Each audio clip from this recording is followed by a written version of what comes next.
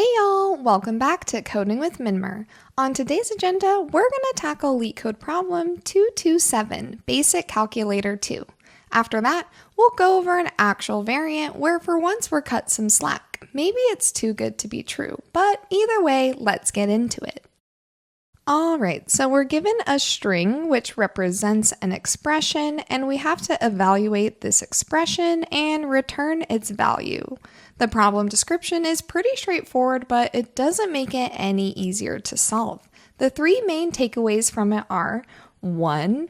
We can only be given 4 operators: the addition sign, the subtraction sign, multiplication sign, and the division sign.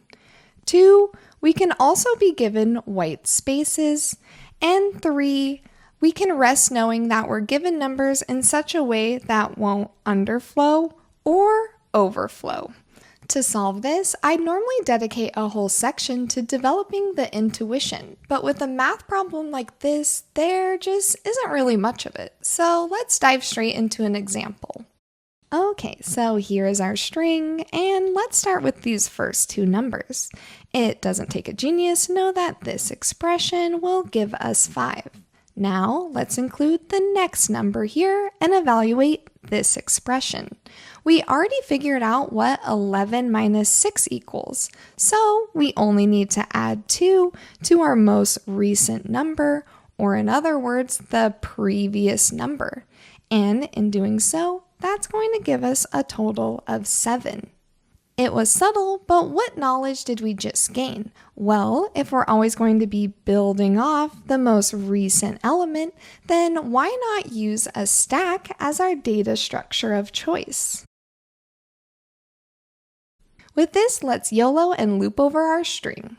On the first iteration, we have a 1. Do we want to add this into our stack? Well, no, because we have another 1 right beside it. We'd like to push this 11 as a singular element into our data structure. So what we'll go ahead and do is build our current number. I'm just going to call it cur for short, and we'll set it to 1. On the next iteration here, we have our second 1, so we can go ahead and add that into our variable. And if you're curious how we do this in code, all we do is multiply the current by 10 and then add the digit. Moving on, we encounter our very first operator. We know this is true because it's not a digit. And as to what we do here, we can finally push this 11 into our stack. The reasoning is we know for a fact that we've fully built our current number here because of this operator sign. On that note, let's keep track of this operator sign. We'll put it in a variable called oper for short, because that's critical for us to evaluate any arithmetic expression. So we'll set the subtraction sign.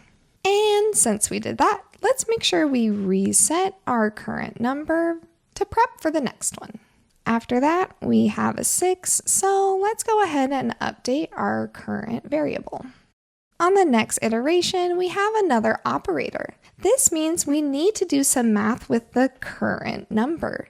Similarly to how we push this positive 11 into our stack, we now need to push this negative 6 into our stack. Thankfully for us, we have the exact 2 variables that are needed to do so. We'll go ahead and multiply the 6 by a negative 1 because our operator, the subtraction sign, tells us to. We'll go ahead and push it like so. Remember to reset the current number to 0, and as a new piece of logic, let's update this operator to the addition sign that we're on. Moving on in our algorithm, we have a 2, so let's go ahead and update our current number. After, we have a plus sign, so at this point we know what to do.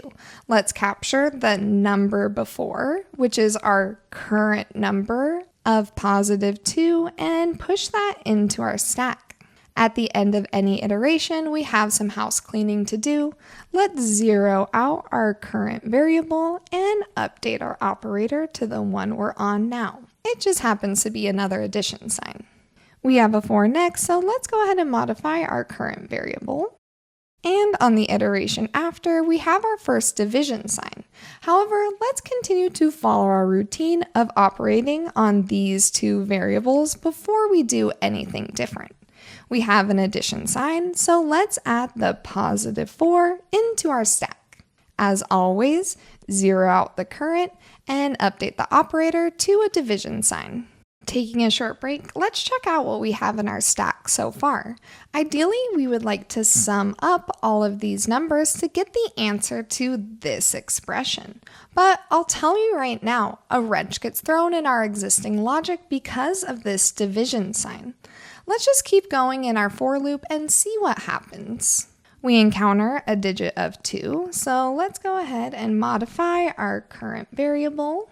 And afterwards, we see a multiplication sign, which means it's time to do something with our current and oper variables. But what should we do? Do we just add a division sign 2 into our stack? What would that even mean? Before, we happily added positive and negative numbers just straight into our stack because we knew we would sum them all up to get our final result. But in the case of multiplication and division, it's just different. Remember learning about PEMDAS from algebra class? Please excuse my dear Aunt Sally is forever taking space in my brain. PEMDAS tells us that multiplication and division takes precedence over its addition and subtraction counterparts.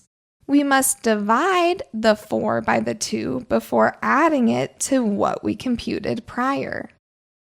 Let's simulate this using our stack and our two variables.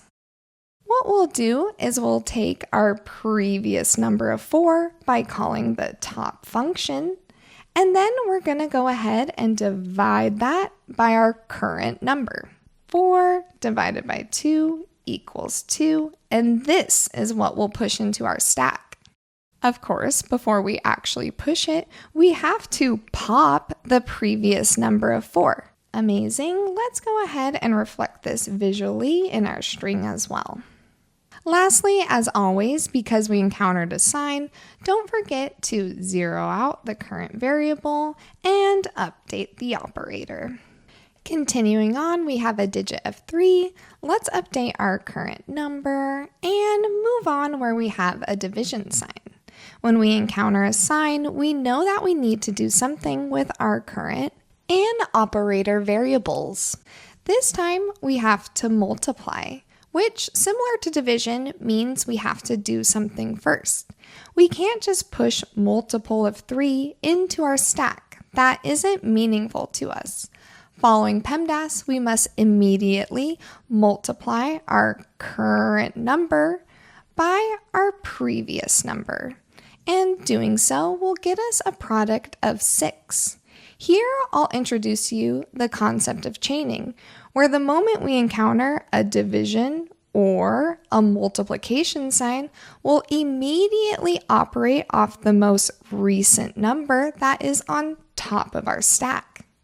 So, to reiterate in the code, 2 multiplied by 3 will give us a total of 6, and since we're chaining to the previous number of 2, make sure we pop that before we push it. That was a long iteration. Let's end it with zeroing out our current number and changing our operator to the new one we're on now. We move on in our for loop and encounter the number 2, so let's reflect that in our current variable. Continuing on, we encounter another operator, which means it's time to do some math. Recall that when we last encountered the division sign, we used the previous number, or in other words, the most recent number on top of our stack to chain off of. So let's go ahead and replicate that here again. 6 divided by 2 is going to give us 3. And since we're chaining, make sure that we pop the 6 before we push the 3. Let's remember to zero out our current number and update the operator with a plus. We move on in our iteration where we have a digit of 5. Let's update our current variable and we're done with our algorithm. Or are we? Let's be real, we never really are. We still have this pesky 5 that needs to be added, so let's go over it. If we look in our stack, it captures every number in this expression except for the very last one, positive 5. We have this number in our two variables here, so why didn't we push it? Well, we observed that we only push a previous number once we encountered another sign. As to examples, we only push this -6 when we encountered the following addition sign. Similarly, we only push the +11 when we encountered the subtraction sign right after. It's quite obvious that there's no additional signs following our last number to tell us to push this into our stack. So what we'll have to do is modify our if statement. That if we're on an operator or we're on the very last iteration, we'll push the +5 into our stack. Now you may be wondering, what if instead of an addition sign, we had a multiplication sign? Again, we're repeating our existing logic. We're here on our last iteration, and since there's now a multiplication sign, we would just chain it with our previous. In code, we would have called the top function to multiply it by the current number of 5 to get this 15. And since we used up the 3, we'd pop it and push the 15. Anyway, this doesn't reflect reality, so we'll stick with adding our +5 into the stack. Just as a quick note, we could be given white space. It's actually not a big deal. We'll ignore them all throughout the string unless we're on the very last iteration. In this case, our if statement that we just referred to will cover it completely. All right, now we have captured everything in our stack. It was a long time coming, but let's loop through our stack and add up all of these numbers. I'll tell you right now that doing so is going to give us a grand total of 15. This is our answer, and this is what we'll return. Our time complexity is 2 times big O(n) because we loop over our string and we loop over our stack. And our space complexity is going to be big O(n) because of this stack here. Now I'll challenge you with the question, can we do better? In this solution, we looped over all of our numbers twice and used space complexity. Can we solve this problem with one loop and using no space at all? The answer is yes, we can, and we do so by eliminating this stack. What we'll use in its place are two variables. One is going to be the previous number. This replaces having to operate on the most recent number in our data stack. 2 is going to be a variable called result. Instead of having to loop over our stack, we'll add the previous numbers to our result if it's for sure a part of our final output. So to make myself perfectly redundant, these two variables will replace the need for having this stack. So overall, these 4 variables are all that we'll need. Let's look through this same example, inspect the brute force and optimal solutions side by side to help guide us through this ever so tricky optimal approach.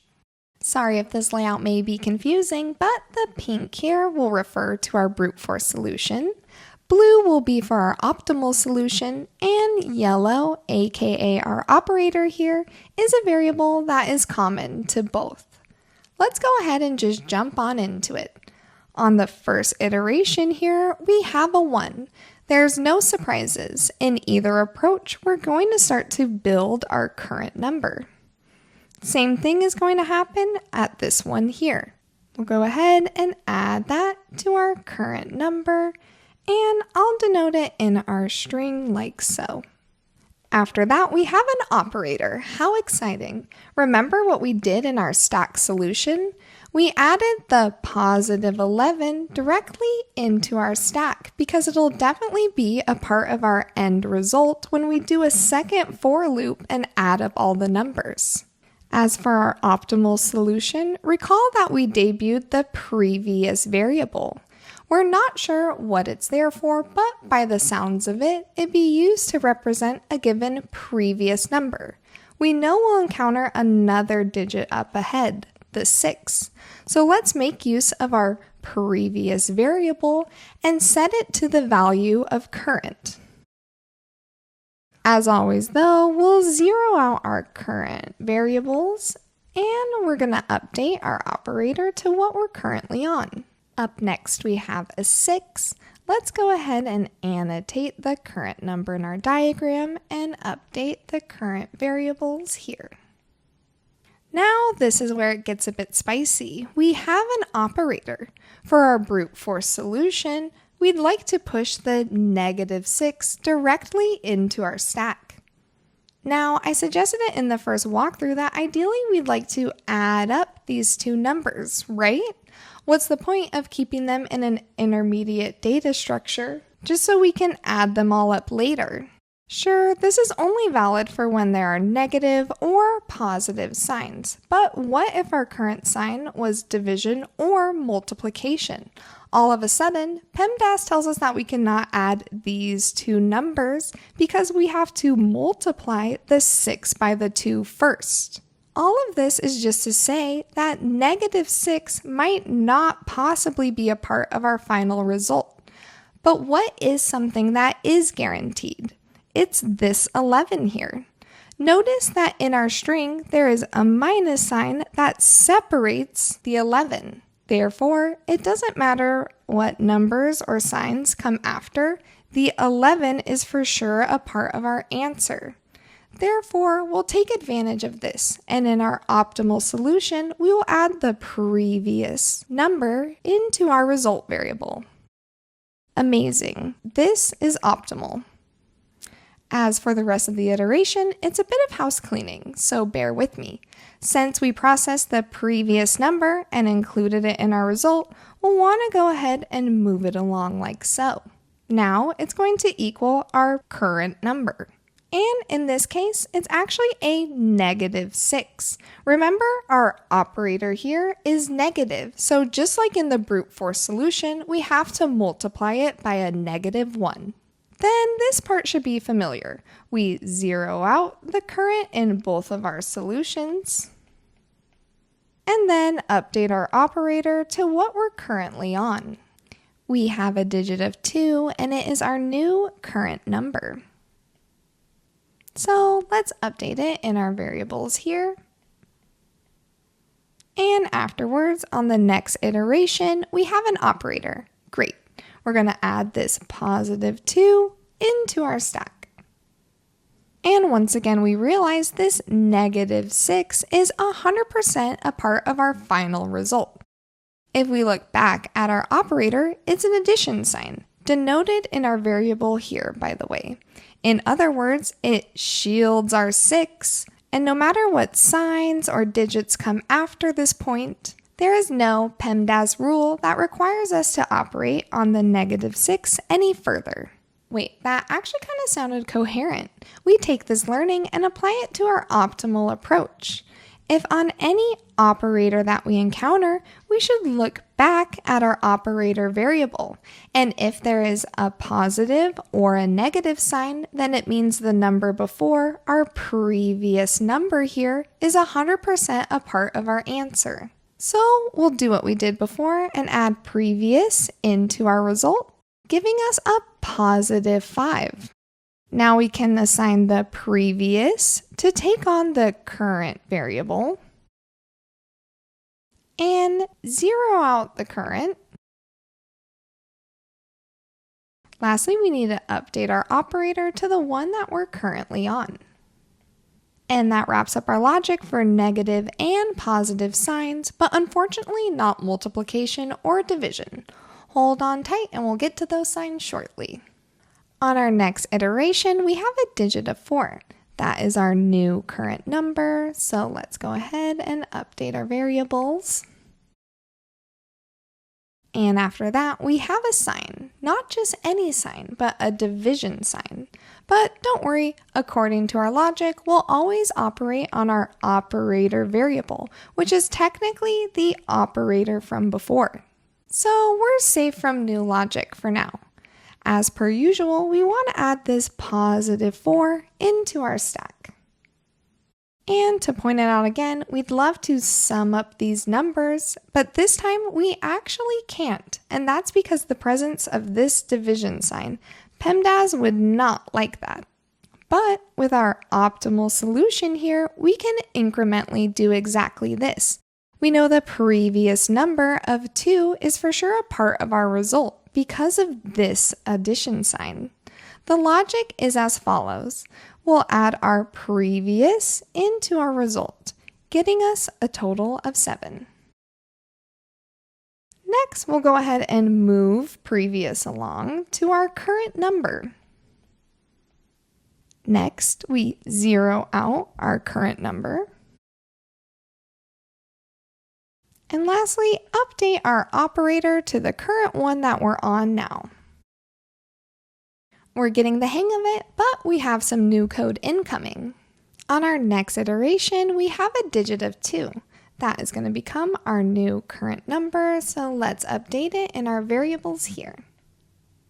Okay, next up we have a sign. I feel like a literal robot at this point, but we take a look back at our operator and finally we have something other than an addition or subtraction sign. So what do we do? Well, for our stack solution, recall the power of PEMDAS. We evaluate this expression immediately, where we have the previous number of 4 and the current number of 2. The previous number of 4 divided by the current number of 2 is going to give us a positive 2, which we can add into our stack. Don't forget, we pop this before we push this 2. Anyway, ideally, we'd like to simulate this logic with our optimal solution here, and you know what? We can. We have the exact 2 variables that are needed to chain. The 4 divided by the 2 is going to give us a new previous chain number of 2.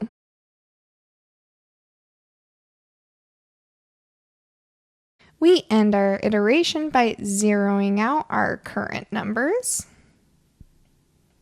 and updating our operator to what we're currently on.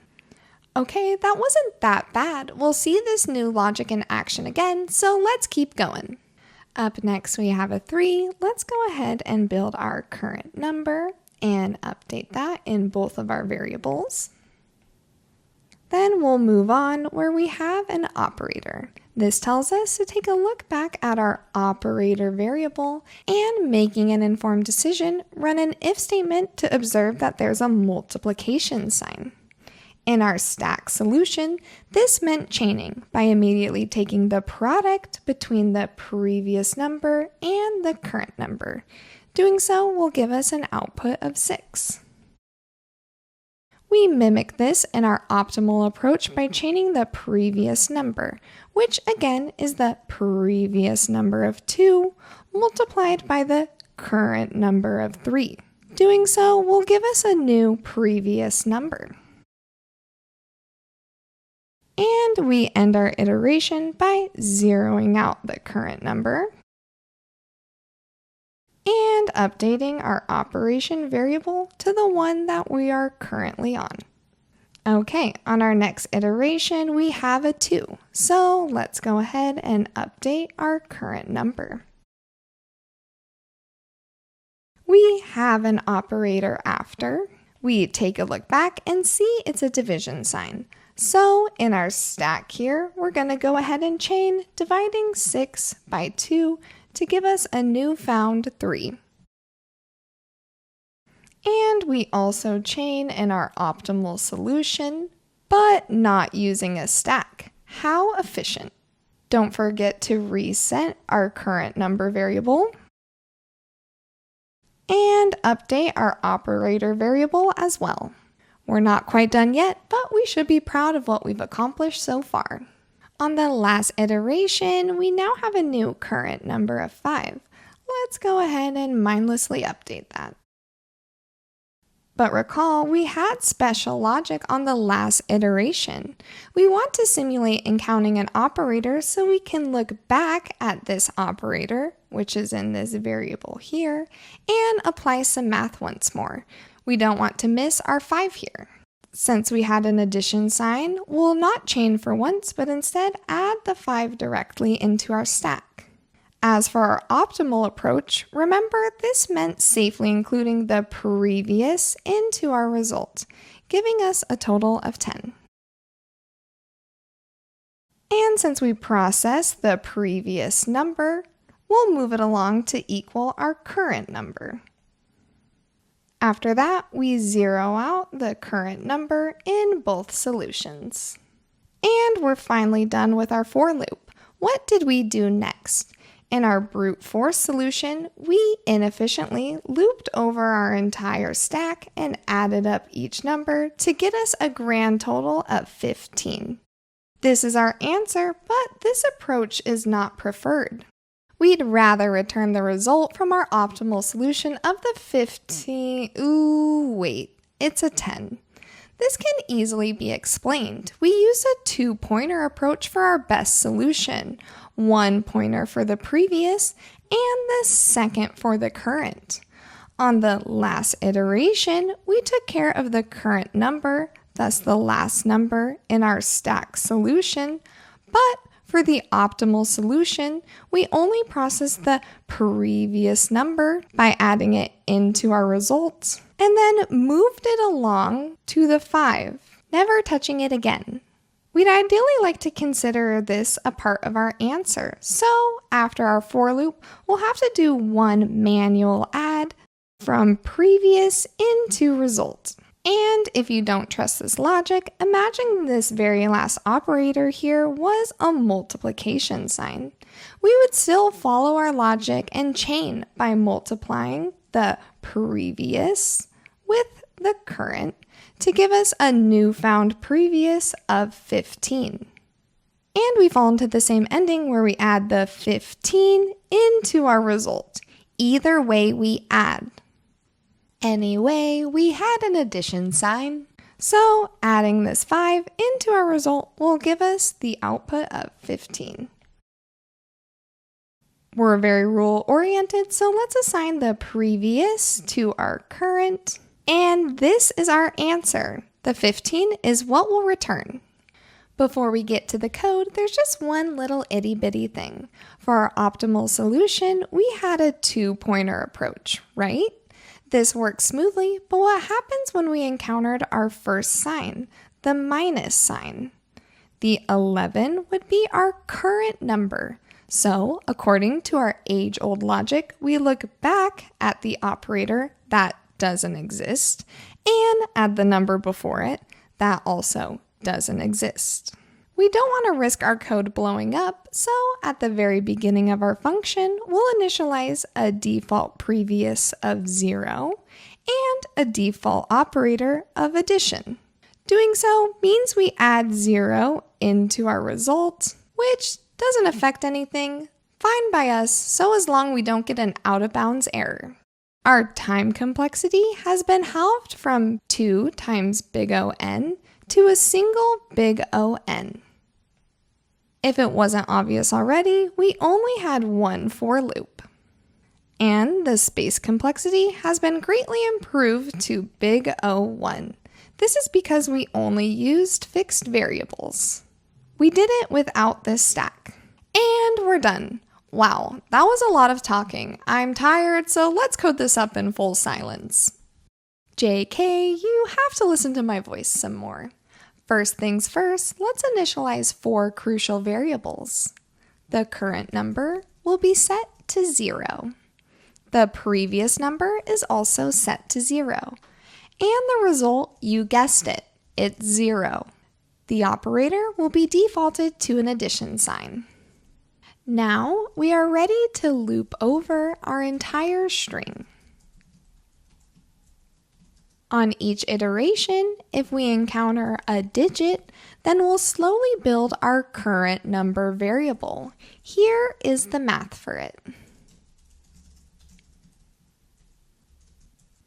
Otherwise, if we have an operator, which we know is the case if the current character is not a digit, And if the current character is not white space, then we'll do some quick maths depending on what our operator variable was. If it's an addition sign, we'll add previous to the result, and then assign previous to the current number. We'll always end the iteration by zeroing out the current number and updating the operator to the current one we encountered. Otherwise, if the operator is a subtraction sign, we'll do something very similar. Remember to multiply it by -1 though. Now, if we're given a multiplication sign, then we'll just chain our previous number by taking the product between it and the current number.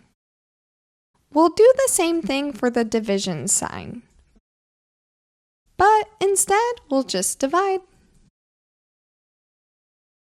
Recall though, when we're at our last iteration of our for loop, we'll have to apply some math too. In other words, we may have to run these two if statements in the same iteration.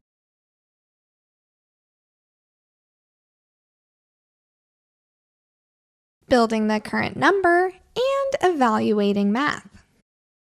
Okay, after the for loop is done, we'll do one last manual add from previous to result. Ultimately, we'll return the result, and that is our answer. The code doesn't look too overwhelming, but the intuition is very, very hard to come by. Let's look at the variant, but don't worry, Meta gives us a break for once.